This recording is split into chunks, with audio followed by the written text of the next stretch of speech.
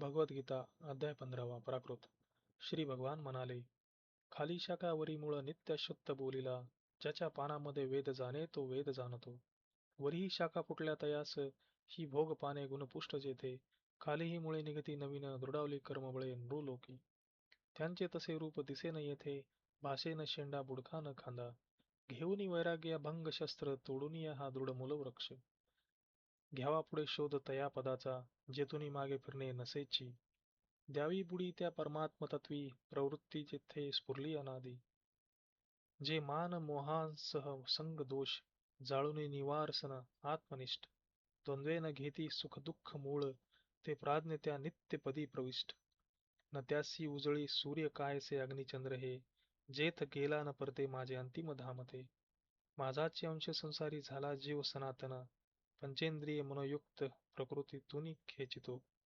पुष्पांदिकांतुनी वारा गंध खेचून घेतसे, तशी घेऊन ही सर्व देह सोडी धरी प्रभू. श्रोत्र जिव्हा त्वचा चक्षु घ्राण आनिक ते मन, ह्या सर्वास अधिष्ठून ते विषयी सेवितो. सोडितो धरितो देह भोगितो गुणयुक्त हा, परी न पाहती मूळ ज्ञानी डोळस पाहती. योगी यत्न बळे ह्यासी पाहती हृदय स्थित, चित्तहीन अशुद्धात्मे प्रयत्न ही न पाहती. सूर्यात जळते तेज जे विश्व उजळीतसे, तसे चंद्रात अग्नीत जान माझेची तेज ते. आकर्षण बळे भूते धरा रूप धरितसे, वनस्पतीस मी सोम पोषितो भरिला रसे.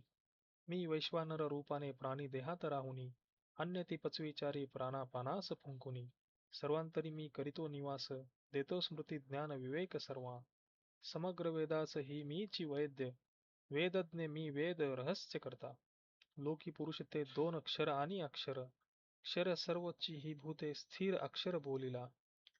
म्हणती परमात्मा जो तीच पुरुष उत्तम, विश्वपोषक विश्वात्मा जो विश्वेश्वर अव्यय.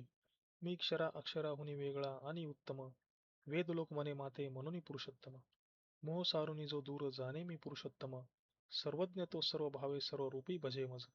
अत्यंत गुढ हे शास्त्र निर्मळा तुझ बोलिलो, हे जाणे तो बुद्धिमंत होईल कृतकृत्यची.